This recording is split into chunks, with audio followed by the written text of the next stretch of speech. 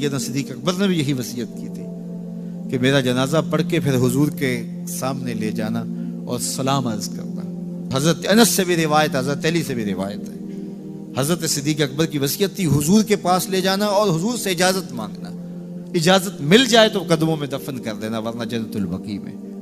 تو حضرت علی المرتضیٰ حضرت انس روایت کرتے ہیں کہ ایسا ہی ہوا کہ ہم نے جنازہ اٹھایا، پڑھا اور پھر حضور کے مواجہ انور کے سامنے رکھ دیا اور سارے ہاتھ باندھ کے عرض کرتے یا رسول اللہ ھذا ابو بکر یستاذنک، اے اللہ کے پیارے محبوب صلی اللہ علیہ وسلم، یہ ابو بکر ہیں، آپ سے اجازت طلب کرتے ہیں، آپ کی قربت میں دفن ہونے کا شوق ہے، ہمیں کیا حکم ہے؟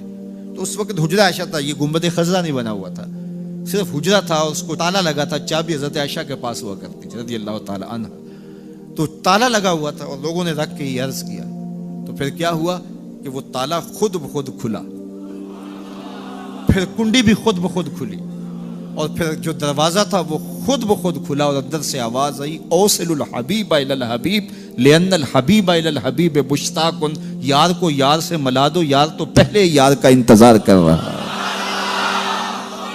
تو قبر انور سے یہ آواز آئی، حضور کے روضہ انور سے یہ آواز آئی، اور ہمارا عقیدہ ہے اور مسلمہ عقیدہ ہے اور تمام امت کا عقیدہ ہے کہ حضور اپنی قبر میں زندہ ہیں۔ یہ بعد میں فتنہ پیدا ہوا حضور علیہ السلام کے حوالے سے، یہ جو معاذ اللہ میری زبان وہ بوجھ نہیں اٹھاتی جو لوگ کہتے ہیں، یہ حضرت شیخ عبد الحق محدث دہلوی علیہ رحمہ نے لکھا ہے تتمہ مدارج النبوہ میں۔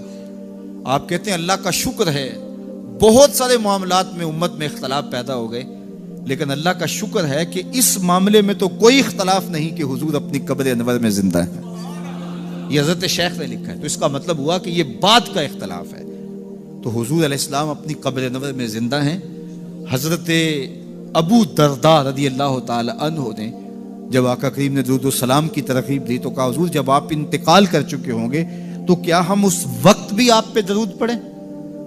تو حضرت ابو درداء نے جب حضور سے پوچھا، ابن ماجہ کی روایت ہے، تو کہا حضور جب آپ وصال کر چکے ہوں گے تو درود و سلام اس وقت بھی جاری رکھیں؟ تو آقا کریم علیہ السلام نے ارشاد فرمایا انما حرم علی الارض ان تاکل اجساد الانبیاء فنبی اللہ حی یرزق، فرمایا ہاں بعد میں بھی میرے پر درود جاری رکھنا، اللہ نے مٹی پہ حرام کر دیا ہے کہ وہ نبیوں کے جسم کو کھائے، نبی قبروں میں زندہ ہوتے ہیں ان کو رزق دیا جاتا ہے۔ میرے حضور نے کہا نا ارسلت الی الخلق کافہ، میں تمام مخلوق کا رسول بنا کے بھیجا ہوں، تمام مخلوق کا، صرف انسانوں کا نہیں، تمام مخلوق، ارسلت الی الخلق کافہ، تمام مخلوقات کا رسول ہو۔ تو حضور مٹی کے بھی رسول ہیں، تو کیا مٹی اپنے رسول کو کھا جائے گی؟ یہ کیسے ہو سکتا ہے؟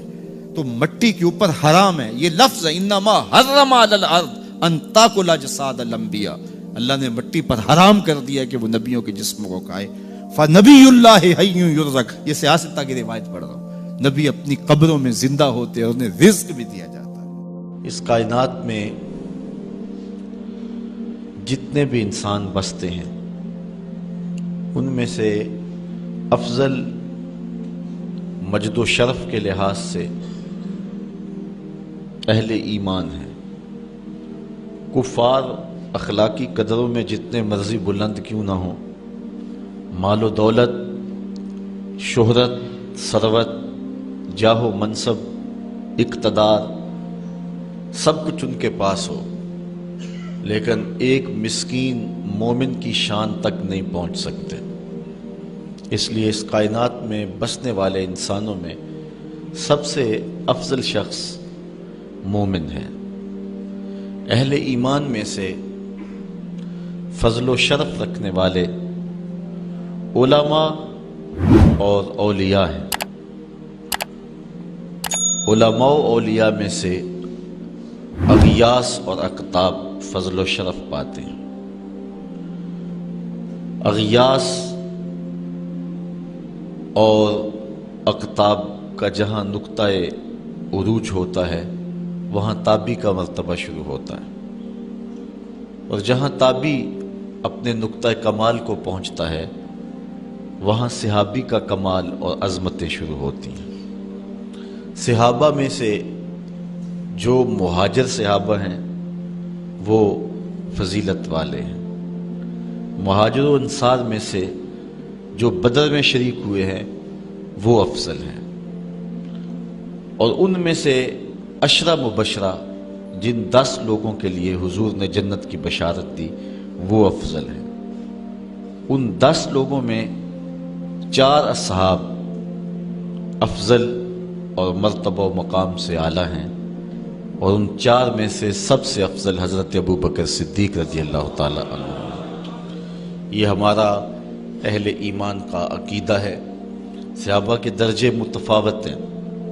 جس طرح آسمان کے اوپر نظر دوڑائیں تو آپ کو ستارے نظر آتے ہیں، کوئی روشن، کوئی ٹمٹماتا ہوا، کوئی بڑا واضح، اس طرح اس افق پہ بھی آپ کو ستارے نظر آئیں گے۔ صداقت کے تارے بھی ہوں گے، عدالت کے ستارے بھی ہوں گے، ولایت کے، امامت کے، طرح طرح کے ستارے نظر آئیں گے۔ درجوں کے اعتبار سے متفاوت ہیں، لیکن حضور علیہ السلام کے تمام صحابہ کی تعظیم و توقیر ہمارے اوپر واجب ہے۔ سب سے افضل صحابی جس کو شرف ملا اور عظمت سب سے فضیلت والی نصیب ہوئی وہ حضرت ابو بکر صدیق کی ذات ہے۔ کہتے ہیں حضور کا سایہ نہیں تھا، لیکن یہ سائے کی طرح حضور کے ساتھ ہی رہے، ساری زندگی حضور کے ساتھ گزاری۔ بدر کے بھی ساتھی ہیں، قبر کے بھی ساتھی ہیں، غار کے بھی ساتھی ہیں، اور حد ہو گئی مزار کے بھی ساتھی ہیں۔ جے شک ہووی تے چل مدینے، آ ویخ لے جوڑ مزاراں دا، بن یار نبی دیاں یاراں دا۔ حضور علیہ السلام نے ارشاد فرمایا، اپنی صحبت اور اپنے مال سے جس نے سب سے زیادہ میرے اوپر احسان مندی کی ہے اس شخص کا نام ابو بکر ہے۔ بلکہ حضور نے فرمایا کہ جس شخص نے بھی میرے اوپر کوئی احسان کیا ہے میں اس کے احسان کا بدلہ اس کو دے چکا ہوں، لیکن ایک ابو بکر ہے جس کے احسانات کا بدلہ کل قیامت کے دن اللہ ہی عطا فرمائے گا۔ یہ صرف حضرت ابو بکر صدیق کی ذات ہے۔ حضرت عمر کہتے ہیں، قال ابو بکر سیدنا و خیرنا و احبنا الی رسول اللہ صلی اللہ علیہ وسلم۔ کہتے ہیں کہ ابو بکر کی کیا پوچھتے ہو، وہ ہم میں سے ہمارے سردار بھی تھے، ہم میں سے افضل بھی تھے، اور حضور سب سے زیادہ جس شخص سے پیار کرتے تھے اس شخص کا نام بھی ابو بکر ہی تھا۔ سب سے زیادہ حضور ان سے ہی پیار کیا کرتے تھے۔ حضرت عائشہ رضی اللہ تعالیٰ عنہ فرماتی ہیں کہ جب حضور علیہ السلام کا آخری وقت آیا تو آقا کریم علیہ السلام نے فرمایا کہ ابو بکر کو حکم دو کہ لوگوں کو نماز پڑھائیں۔ میں نے عرض کی کہ وہ رقیق القلب ہیں، مصلی پہ جب آپ کو نہیں پائیں گے تو بے چین ہو جائیں گے، کسی اور کے لیے حکم نامہ جاری کرو۔ حضور علیہ السلام نے فرمایا کسی قوم کے لیے مناسب ہی نہیں ہے کہ ابو بکر ان کے اندر رہتے ہو اور امامت کوئی اور کروائے۔ ابو بکر کا حق ہے کہ وہ امامت کروائیں۔ حضرت عمر رضی اللہ تعالی عنہ سے ایک روایت سنیے، کہتے حضور نے ایک مرتبہ فنڈ کے لیے ارشاد فرمایا کہ لاؤ راہ خدا میں پیش کرو، تو میرے پاس اتنی خوشحالی تھی کہ اتنی کبھی خوشحالی ہوئی نہیں تھی، تو میں نے کہا اگر ابو بکر سے بڑھ سکتا ہوں تو آج بڑھ سکتا ہوں۔ میں گیا اور آدھا مال لے آیا۔ حضور نے پوچھا عمر گھر والوں کے لیے کیا چھوڑا ہے؟ میں نے کہا اتنا ہی چھوڑا ہے، آدھا لے آیا ہوں آدھا چھوڑا ہے۔ کہتے ہیں پھر ابو بکر سارا مال ہی سمیٹ کے لے آئے۔ اللہ اکبر۔ حضور نے کہا ابو بکر تم گھر کے لیے کیا چھوڑا ہے؟ تو حضرت ابو بکر رضی اللہ تعالیٰ نے کہا اب قیت لہم اللہ و رسولہ، حضور میرے سامنے بھی آپ ہیں، میرے گھر میں بھی تو آپ ہی ہیں نا۔ وہ اپنے نام لیواؤں کو تنہا چھوڑتے کب ہیں، جہاں ہم دم نہ ہو کوئی وہاں سرکار ہوتے ہیں۔ تو کہا میں اللہ اس کے رسول کی رضا کو گھر چھوڑ آیا ہوں۔ حضرت عمر کہتے ہیں پھر میں نے کہا کہ میں ابو بکر سے کبھی بھی نہیں بڑھ سکتا۔ اللہ تعالیٰ نے ان کو شان ہی انوکھی دی ہے۔ حضور علیہ الصلوۃ والسلام کے وصال کے فوراً بعد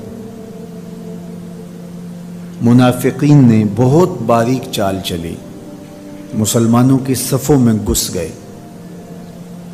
بظاہر لبادے ان کے مسلمانوں والے تھے، تو انہوں نے مسلمانوں سے کہنا شروع کر دیا لو جی کہانی ختم ہو گئی، ساری رونقیں حضور کے دم سے تھیں، نمازیں تھیں، روزے تھے، لوگ اپنے اموال کی زکوٰۃ دیا کرتے تھے، حج کا اجتماع تھا، یہ سب کچھ ختم ہو جائے گا۔ اب کون مال خرچ کرے گا؟ کس نے جان راہ خدا میں قربان کرنی ہے؟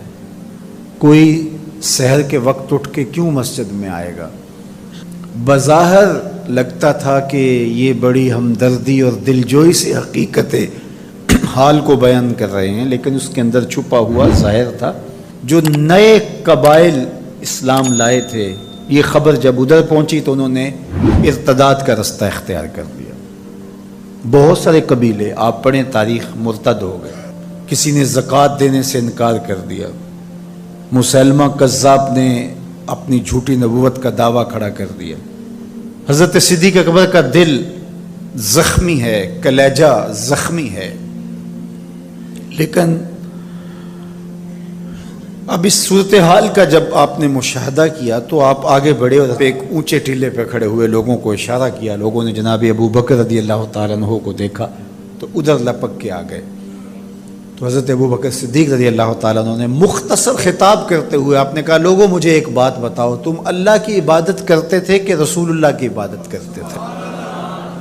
لوگوں نے کہا کہ ہم اللہ کی عبادت کرتے تھے. تو کہا کہ اگر تو تم رسول اللہ کی عبادت کرتے تھے تو حضور وصال کر گئے، اور اگر تم اللہ کی عبادت کرتے تھے تو وہ آج بھی حی ہے، لا یموت ہے، اسے موت ہے ہی نہیں. پھر کہا، جس دین کے لیے میرے اور آپ کے آقا و مولا نے اپنی ساری زندگی لگا دی، کیا حضور کے وصال کر جانے کے بعد تم اس دین کو چھوڑ دو گے؟ تو لوگوں نے کہا، کیوں چھوڑیں گے؟ تو کہا، پھر اٹھو اور دین کا جھنڈا لے کے پوری دنیا پہ چھا جاؤ. تو آپ نے لوگوں کو سنبھالا. تو حضرت عبداللہ ابن مسعود رضی اللہ تعالیٰ عنہ فرماتے ہیں کہ اگر حضرت ابو بکر رضی اللہ تعالیٰ عنہ کے ذریعے سے اللہ ہمارے اوپر احسان نہ کرتا تو ہم ہلاک ہو جاتے. اس امت کو بکھرنے سے بچایا ہے، شیرازہ متحد رکھا ہے، تو وہ ذات سیدنا صدیق اکبر رضی اللہ تعالیٰ عنہ. اور حضور یہ سارے اشارے دے کر گئے تھے. ایک خاتون آئی، کوئی کام تھا اس کو، اس نے کہا، تو حضور نے فرمایا پھر آنا. تو اس نے کہا کہ اگر میں پھر آؤں تو آپ نہ ہوں. اس کی مراد یہ تھی کہ آپ وصال کر گئے ہوں. تو آقا کریم علیہ السلام نے فرمایا، اگر میں نہ ہوا ابو بکر تو ہوں گے، میں نہ ہوا تو ابو بکر کے پاس آ جانا. اللہ اکبر. حضور نے حضرت ابو بکر رضی اللہ تعالیٰ عنہ کو اپنی زندگی میں مصلی پہ کھڑا کیا. ترمذی کے لفظ ہیں، حضور نے ارشاد فرمایا، لا ینبغی لقوم فیہم ابو بکر ان یؤمہم غیرہ. کسی قوم کے لیے مناسب ہی نہیں ہے کہ ابو بکر ان کے اندر رہتا ہو اور امامت کوئی اور کروائے. مروا ابا بکر فلیصلی بالناس. ابو بکر کو حکم دو کہ وہ لوگوں کو نماز پڑھائے. اور پھر مصلی پہ جا کے حضرت ابو بکر کھڑے ہوئے.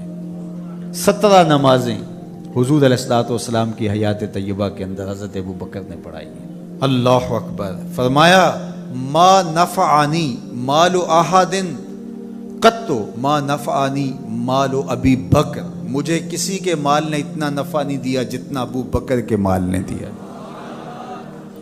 اللہ کے علاوہ اگر میں کسی کو خلیل بناتا تو ابو بکر کو بناتا، لیکن اللہ میرا خلیل ہے، جنہیں سیدہ کہول اہل الجنہ کہا گیا، جنت کے بوڑھوں کے سردار بنائے گئے. حضور نبی رحمت صلی اللہ علیہ وآلہ وسلم کی نیابت اور حضور علیہ الصلوۃ والسلام کی خلافت کا تاج ان کے سر پہ رکھا گیا، جن کی صحابیت کو میرے رب نے قرآن میں بیان فرمایا. اذ یقول لصاحبہ لا تحزن ان اللہ معنا. جب غار ثور میں حضور علیہ الصلوۃ والسلام سیدنا ابو بکر رضی اللہ تعالیٰ عنہ کی گود میں سر رکھ کے لیٹے ہوئے تھے. سانپ ایڑی پہ ڈنگ کے ڈنگ لگا رہا ہے اور آپ اپنی ٹانگ کو جنبش نہیں ہونے دیتے. آنکھوں کا ہلکا توڑ کے آنسو حضور کے رخسار پہ گرتے ہیں اور آقا کریم بیدار ہوتے ہیں اور بیدار ہو کے پوچھتے ہیں، مالک یا ابا بکر، ابو بکر کیا ہوا؟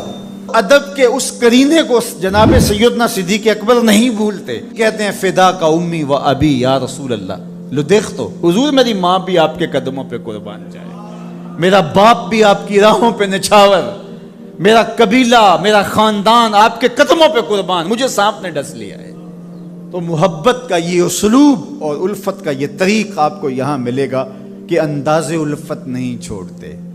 تو سانپ کا کام تو ڈسنا ہے، چاہے وہ غار میں ڈسے یا اسلام آباد میں بیٹھ کے ڈنگ لگائے، وہ تو ڈستا رہے گا. لیکن ابو بکر حضور کی محبت کے ترانے پڑھتا رہے گا. سیدنا صدیق اکبر کی سب سے بڑی آرزو جب پوچھی گئی تو وہ یہی تھی کہ آنکھیں میری ہوں، چہرہ حضور کا ہو. نہ چہرہ ہٹے نہ آنکھیں تھکیں، دیکھتا رہوں اور دیکھتا رہوں۔ اس واقعہ کی حکایت قرآن نے بیان کی ہے۔ اذ یقول لصاحبہ، صحابی کا ٹائٹل قرآن نے حضرت سیدنا صدیق اکبر کے نام کیا ہے، اس لیے حضرت سیدنا صدیق اکبر کی صحابیت کا انکار کفر ہے۔ جو حضرت صدیق اکبر کو کافر کہتا ہے وہ خود کافر ہے، اس لیے کہ ان کا ایمان، ان کا اسلام اور ان کی صحابیت قرآن کی قطعی نص سے ثابت ہے اور ان لفظوں کے ساتھ ثابت ہے۔ اذ یقول لصاحبہ لا تحزن، کہا گھبرانے کی ضرورت نہیں، ان اللہ معنا، اللہ ہمارے ساتھ ہے، اللہ ہمارے ساتھ ہے۔ اور پھر کہا وَالثَّانِي اثْنَيْنِ اذ هُمَا فِي الْغَارِ، دو میں سے دوسرا، اللہ اکبر، اللہ نے دو میں سے دوسرا کہا ہے۔ یہ شان ہے سیدنا صدیق اکبر، جو ثانی اثنین ہیں غار میں، اللہ اکبر۔ یار کہتے ہیں حضور کا سایہ نہیں تھا، لیکن جناب ابو بکر سائے کی طرح حضور کے ساتھ تھے، قبر کے بھی ساتھی، بدر کے بھی ساتھی، سفر کے بھی ساتھی، حضر کے بھی ساتھی۔ تو حضرت صدیق اکبر رضی اللہ تعالیٰ عنہ کی صحابیت قطعی نص سے ثابت ہے، اور سیدنا صدیق اکبر رضی اللہ تعالیٰ عنہ حضور علیہ الصلوۃ والسلام کے خسر ہیں۔ حضرت سیدنا صدیق اکبر رضی اللہ تعالیٰ عنہ کا دایاں ہاتھ حضور نے اپنے ہاتھ میں پکڑا ہے اور بایاں حضرت عمر کا ہاتھ پکڑا ہے، اور حضور ایسے مسجد نبی سے باہر نکل رہے ہیں اور کوئی شخص داخل ہوا تو فرمایا قیامت کے دن ہم ایسے ہی اٹھائے جائیں گے، دائیں ہاتھ میں ابو بکر کا ہاتھ ہوگا، بائیں ہاتھ میں عمر کا ہاتھ ہوگا، اللہ اکبر۔ یہ ہیں حضرت ابو بکر رضی اللہ تعالیٰ۔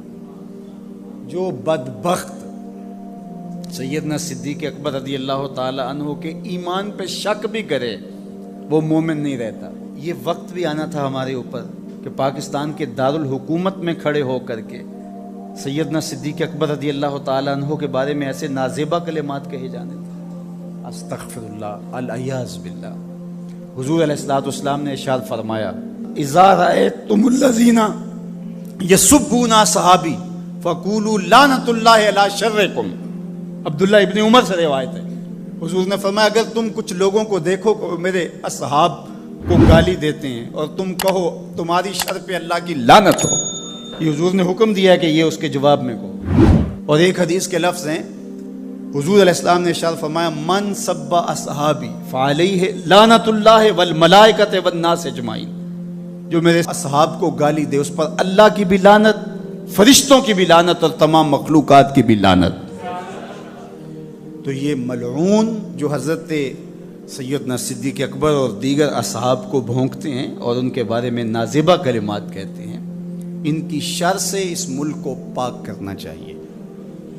چنگاری جب بھڑکائی جاتی ہے تو پھر پورے شہر جل جاتے ہیں۔ 7-8 سال قبل کی کہانی ہمیں یاد ہے کہ کیا دردناک لمحات ہوتے تھے، روزانہ لاشیں اٹھانی پڑتی تھی، وہ ایسے ہی ناعاقبت اندیش لوگوں کی وجہ سے ہوا۔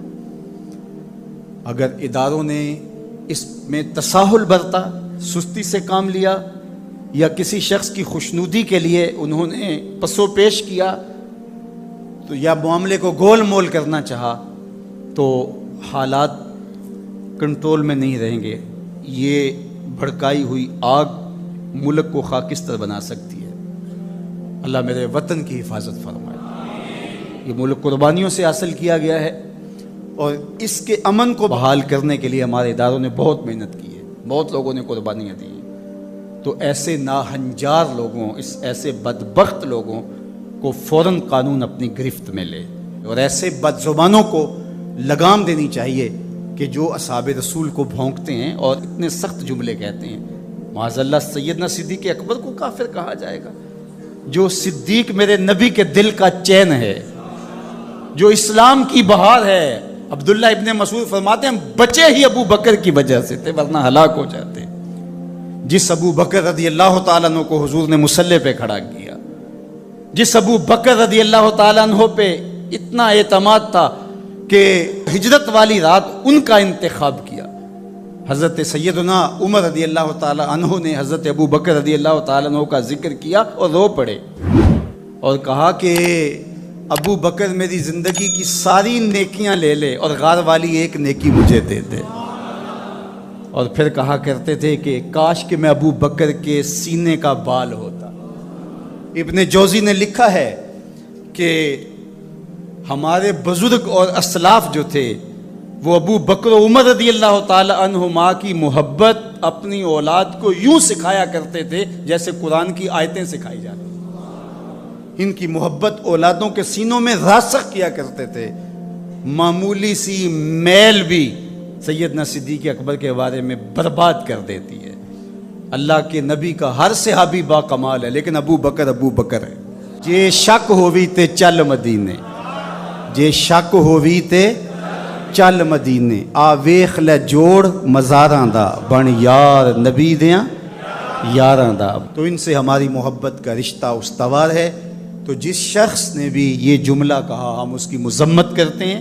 مذمت تو لفظ بہت چھوٹا ہے، اس کو قرار واقع سزا دیجئے۔ وہ بدترین انسان ہے روئے زمین پہ، اور اس سے کوئی روح رعایت نہ رکھی جائے تاکہ آئندہ ایسے راستے بند ہو۔ اداروں کو اس پر فی الفور نوٹس لینا چاہیے قبل اس سے کہ حالات ہاتھ سے باہر نکل جائیں اور بے قابو ہو جائیں۔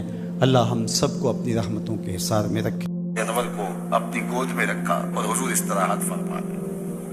اب جب سانپ کی سانس اٹھنے لگی، وہ بھی چونکہ اس سوراخ میں ہی تھا، اور وہ کبھی سوراخ سے باہر آتا کبھی سوراخ سے باہر آتا، جا بجا سوراخ تھے۔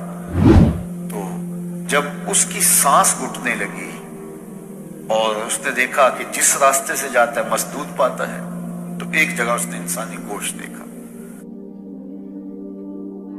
اور اس نے ڈنگ لگایا وجود کو برقرار رکھ پائے۔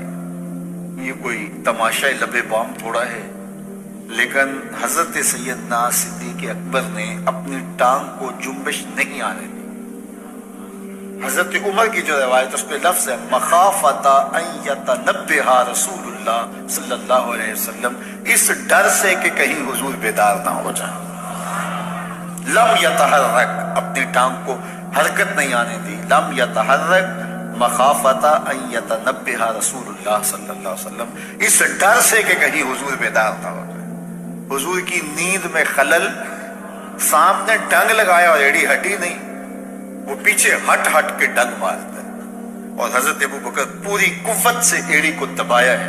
حضرت تصور تو کرو، عشق کی بات تو سارے کرتے ہیں، عشق ابو بکر سے سیکھو۔ یہ ہے محبت کی کہانی۔ حضرت ابو بکر صدیق نے زور سے ایڑی رکھی ہے، اور سانپ جو ہے وہ ہٹ کے ڈنگ مار رہا ہے، اور زہر جسم میں سرایت کر رہا ہے، اور حضرت ابو بکر صدیق اپنی ٹانگ کو جنبش بھی نہیں آنے دیتے، اس ڈر سے کہ کہیں حضور کی نیند میں خلل نہ آ جائے۔ سارا دھیان ادھر لگ گیا کہ ٹانگ کو جنبش نہ آئے۔ بے اختیار آنسو نکل پڑے اور حضور کے چہرہ نور پہ گرے۔ دھیان چونکہ ادھر لگا تھا، آنسو ادھر سے نکلے، حضور کے رخسار پہ گرے۔ حضور بیدار ہو گئے، اور حضور نے فرمایا ما لک یا ابا بکر، ابو بکر کیا ہوا؟ ابو بکر کیا ہوا؟ انسان دکھوں میں بھرا پڑا ہو، تکلیف پہ تکلیف گزر رہی ہو، اور کوئی پوچھ لے تو انسان پھٹ پڑتا ہے، بہت جلدی بولتا ہے، پھر اس کے القاب اور اس کا نام اور اس کے لیے جو بولنے کا سٹائل ہے وہ بھول جاتا ہے، وہ جلدی جلدی اپنا دکھڑا بیان کرتا ہے۔ لیکن یہاں پیار کی کہانی اتنی دل آویز ہے، اللہ اکبر۔ یہ حضرت عمر کی روایت پڑھ رہا ہوں کہ یوں ایڑی زور کے ساتھ سوراخ پہ رکھی ہے، بل پہ رکھی ہے، سانپ ہٹ کے ڈنگ لگا رہے ہیں، ساری توجہ ٹانگ کی طرف ہے کہیں ہل نہ جائے اور حضور بیدار نہ ہو جائیں، اور اچانک آنکھوں سے آنسو ٹپکے حضور کے رخسار پہ گرے۔ آقا کریم بیدار ہو کے پوچھتے ہیں ما لک یا ابا بکر، ابو بکر کیا ہوا؟ تو حضرت ابو بکر کیا بولتے ہیں لدغت فداک امی و ابی یا رسول اللہ، یا رسول اللہ میری ماں بھی آپ کے قدموں پہ قربان ہو، میرا باپ بھی آپ کے قدموں میں قربان ہو، سانپ نے مجھے ڈس لیا ہے۔ اللہ اکبر۔ ادب کے اس سٹائل کو چھوڑا، محبت کے اس انداز کو ہنگامی حالت میں بھی ترک نہیں ہونے دیا۔ گفتگو کا سلیقہ اور بات کرنے کا جو طریقہ ماضی میں تھا آج بھی اسے ہی ملحوظ رکھا، اور اسی سٹائل سے بات کرتے ہیں میری ماں بھی آپ کے قدموں پہ قربان، میرا باپ بھی آپ کی راہوں پہ نچھاور، حضور مجھے سانپ نے ڈس لیا ہے۔ اللہ اکبر۔ پھر حضور علیہ السلام نے فرمایا قدم اٹھاؤ. قدم اٹھایا تو آقا کریم نے اپنا لعاب دہن لگا دیا اور حضرت ابوبکر صدیق کا درد بھی جاتا رہا, زہر کے اثرات بھی ختم ہو گئے. اور جب آپ کا آخری وقت آیا تو وہ دوبارہ عہد کر آئے. اور حضرت عمر فرماتے ہیں کہ آپ کی وفات کا سبب وہی سانپ کا ڈنگ تھا. اللہ اکبر, عاشق کی موت آئی ہے اور عاشق دنیا سے رخصت ہوا ہے تو وہی لمحے دوبارہ لوٹ آئے. وہی سانپ کے جو ہے وہ زہر کا اثر سرایت کرنے لگا ہے. وہ حضرت ابو بکر کا جب آخری وقت تھا تو غار ثور کی ساری یادیں پھر تازہ ہونے لگی ہیں. اللہ اکبر. تو حضرت ابو بکر صدیق اور حضور 3 دن تک اور 3 راتیں اس غار میں رہے. اب یہ ڈھونڈتے رہے کہ ادھر گئے ہوں گے, ادھر رہے ہوں گے. پھر ان کے کھوجی نے کہا کہ نشان تو ادھر جاتے, اور ان کو لے کے وہ غار ثور کی طرف بڑھ گیا اور پہاڑ چڑھ گیا. غار ثور کے آگے جب گیا تو وہاں تک نشان تھے. آگے ایک جھاڑی تھی جس پر تالا جو ہے وہ جالا تن لیا تھا عنکبوت نے, مکڑی نے, اور فاختہ نے انڈے بھی دے دیے تھے. تو اب وہاں ان کا گمان ہوا کہ اگر یہاں سے اندر گئے ہوئے ہوتے تو یہ جالا ٹوٹ جاتا. تو یہ تو ممکن نہیں ہے, فاختہ تو انسانی وجود کو دیکھ کر کے اڑ جاتی ہے, تو یہ یہاں فاختہ بھی اڑتی ہوئی ہے. تو اب جنہوں نے غار ثور دیکھی ہے ان کے ذہن میں سارا نقشہ گھوم گیا ہوگا, وہ اس تصور میں گھوم رہے ہوں گے. وہ یہاں مرکز مصطفیٰ میں نہیں بیٹھے, غار ثور کے آگے بیٹھے ہوئے ہوں گے. پھر وہ کیا منظر ہے. اللہ اکبر.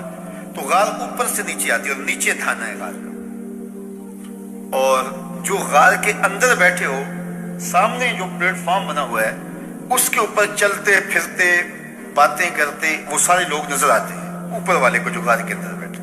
اور جو باہر ہیں ان کو غار کے اندر کچھ نظر نہیں آ رہا. ایک تو غار کے اندر اندھیرا, اور دوسری بات اگر دیکھنا بھی چاہیں تو جھک کر کے دیکھنا پڑتا ہے. اپنے نیچے جھکیں اور پھر اندر دیکھیں تو کچھ دکھائی دے گا, اور وہ نہیں دیکھ رہے تھے. تو حضرت ابو بکر صدیق رضی اللہ تعالیٰ عنہ نے جب دیکھا مشرکین چل رہے ہیں, ان کی آوازیں بھی آ رہی ہیں, تو حضور سے کہا کہ حضور یہ کیا ہوا.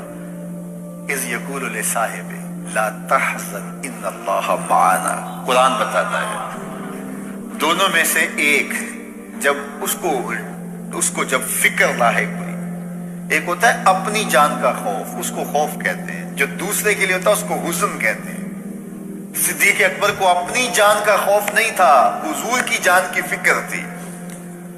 تو اللہ کے محبوب نے فرمایا, قرآن نے اس کی حکایت کی, لا تحزن, پریشان ہونے کی ضرورت نہیں, ان اللہ معنا, اللہ ہمارے ساتھ ہے, اللہ ہمارے ساتھ ہے. بلکہ فرمایا ابو بکر تو ان 2 کے بارے میں کیا کہتا ہے جن کا تیسرا اللہ ہو. ان 2 کے بارے میں تو کیا کہتا ہے جن کا تیسرا. اور وہاں سوچتے رہے آگے کدھر گئے ہیں, آگے کدھر گئے ہیں, اور غار سامنے کدھر گئے تھے, اور حضور ان کو دیکھ رہے ہیں, ابو بکر صدیق ان کو دیکھ رہے ہیں. میرے استاد تھے, فرمانے لگے کہ حضور علیہ السلام کو دیکھنے کے لیے جھک کے دیکھنا پڑتا ہے.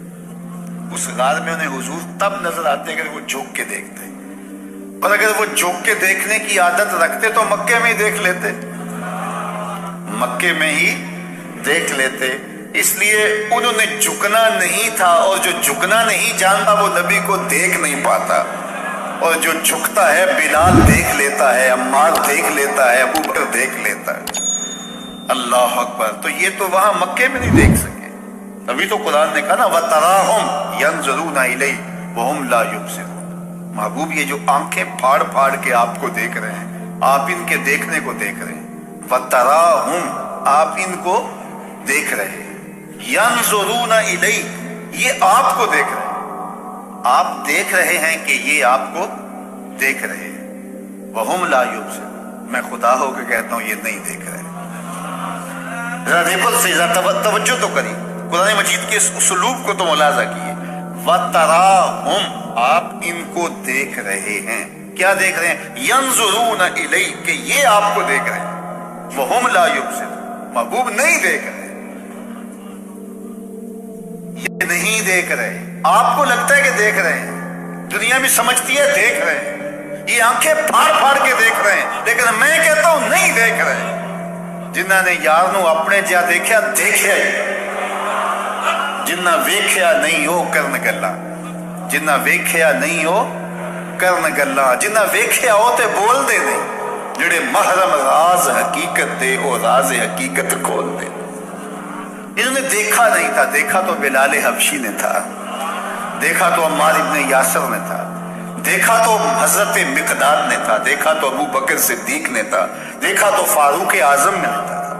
تو یہ دیکھنا ہے، تو یہ آنکھیں پھاڑ پھاڑ کے دیکھ رہے ہیں، میں کہتا ہوں یہ نہیں دیکھ رہے۔ وہ جھکتے تو دیکھتے، جو جھکنا نہیں جانتے وہ دیکھنا کیسے جانتے؟ تو کسی کو دیکھنے کے لیے اپنا آپ مٹانا پڑتا ہے، اپنا آپ جب تک مٹے گا نہیں تو کوئی دکھائی نہیں دے گا، جب مٹ جاؤ گے تو جلوہ یار بھی دکھائی دے گا، جلوہ حبیب بھی دکھائی دے گا۔ اللہ اکبر۔ تو حضرت سیدنا صدیق اکبر رضی اللہ تعالیٰ عنہ 3 دن وہاں گزارے۔ حضرت عمر کہا کرتے تھے رضی اللہ تعالیٰ عنہ، روتے تھے جب حضرت ابو بکر صدیق کا ذکر کرتے، کہتے تھے کہ ابو بکر مجھے غار کی ایک رات والی وہ نیکی دے دیں، میری ساری زندگی کی نیکیاں لے لیں۔ عمر مومنین سیدہ عائشہ رضی اللہ تعالیٰ عنہ فرماتی ہیں ایک دن تاروں بری شب تھی اور حضور علیہ السلام میرے کاشانہ نور میں تھے، کاشانہ رحمت میں تھے، تو ایسے تاروں پہ نظر پڑی تو میں نے حضور سے سوال کیا، حضور تاروں جتنی نیکیاں بھی کسی کی ہوں گی؟ چمکتے ہوئے ستارے، تا حد نظر پھیلا ہوا آسمان، تو بے ساختہ میں نے کہا حضور ستاروں جتنی نیکیاں بھی کسی کی ہوں گی؟ حضور نے برجستہ کہا ہاں عمر کی۔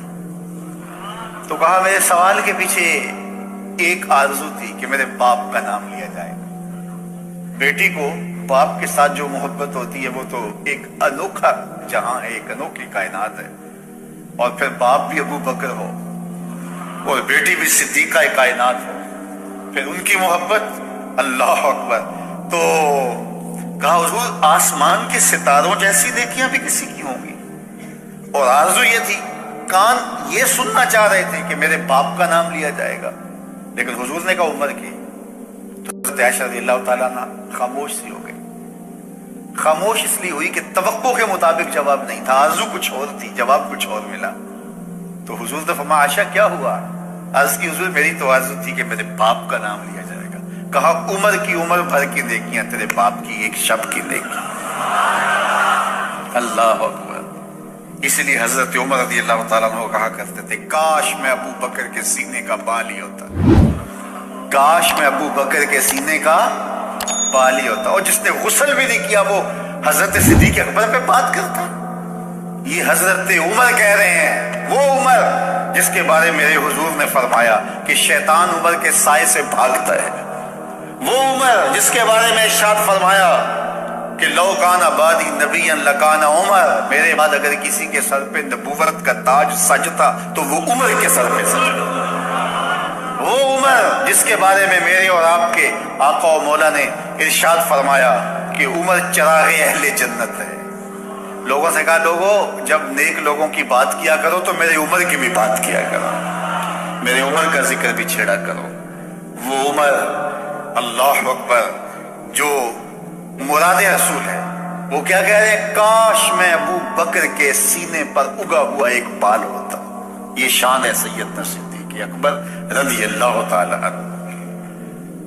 تو حضور علیہ الصلوۃ والسلام نے حضرت ابو بکر سے کہا ڈرنے کی ضرورت نہیں۔ اذ یقول لصاحبہ، صدیق اکبر رضی اللہ تعالیٰ عنہ کی صحابیت ثابت ہے قرآن کی قطعی نص کے ساتھ۔ جب اپنے صاحب سے کہا، صحابی سے کہا لا تحزن ان اللہ معنا، اللہ ہمارے ساتھ ہے۔ اللہ اکبر۔ یہ تھا غار کا ساتھ، اور اقبال کہتا ہے ثانی اثنین و غارو بدر و قبر۔ اب بدر کی کہانی آئے۔ بدر میں 313 صحابہ کو لے کر حضور آئے، جب کفار 1000 کے لشکر جرار کو لے کے پہنچے تو حضور کے لیے ایک چھپر بنایا گیا، عریش، وہ لکڑیوں کا ایک سایہ کیا گیا، اور وہاں حضور کو بٹھایا گیا کہ کوئی ضرر نہ حضور کو پہنچے، جنگ کا گمسان پڑے تو کوئی حضور تک نہ پہنچے۔ تو حضور یہاں آرام کریں گے، یہاں ٹھہریں گے، یہاں سے حضور کمان کریں گے۔ وہ آج جنگ میں ہوتا نا کنٹرول روم، वो हुजूर का बनाया गया। अब हुजूर का पहरा कौन दे? तो सारे लोग जाने मारने आए थे ना, सारे लोग जाने मारने आए थे, कोई भी बुज़दिल नहीं था, कोई भी कमजोर नहीं था।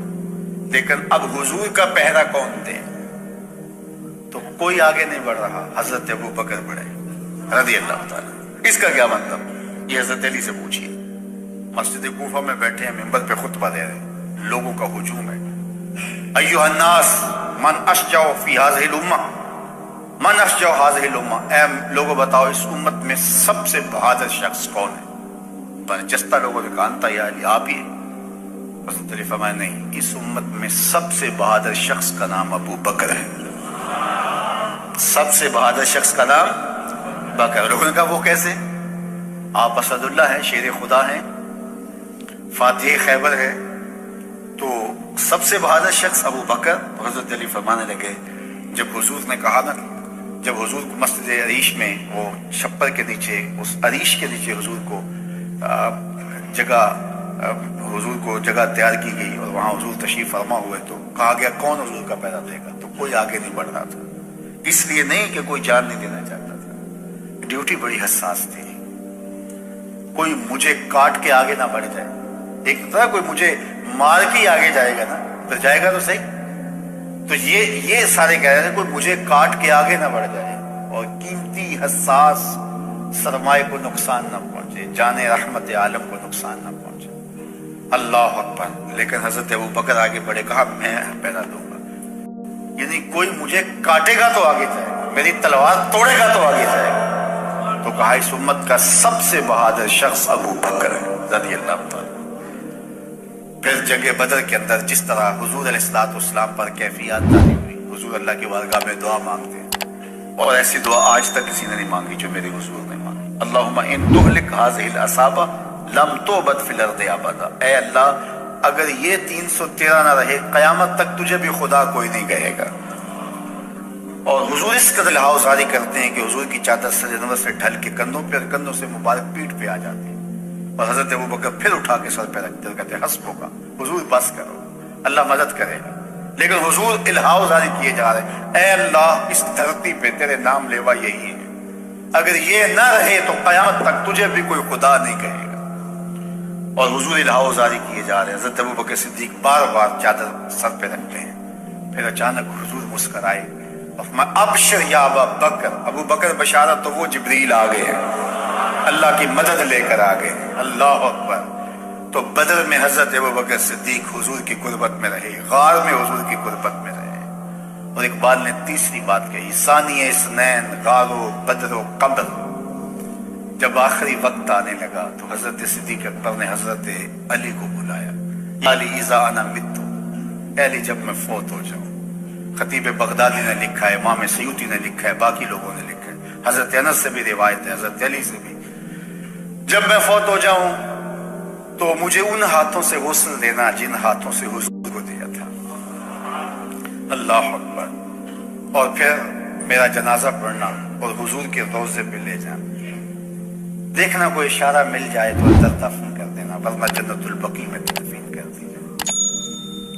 हजरत अली रज़ी अल्लाह ताला अन्हु फरमाते हैं, हजरत अनस कहते हैं कि विसाल हो गया, फजा अली मुस्तरजियान, हजरत अली आए इन्ना लिल्लाहि व इन्ना इलैहि राजिऊन पढ़ते हुए, और रुख से कपड़ा उठाया, अल्लाह अकबर, गोरी सोई सेज पे मुख पे डाले खेस, अल्लाह अकबर, चल खुसरो तू देश अपने सांस चली परदेस।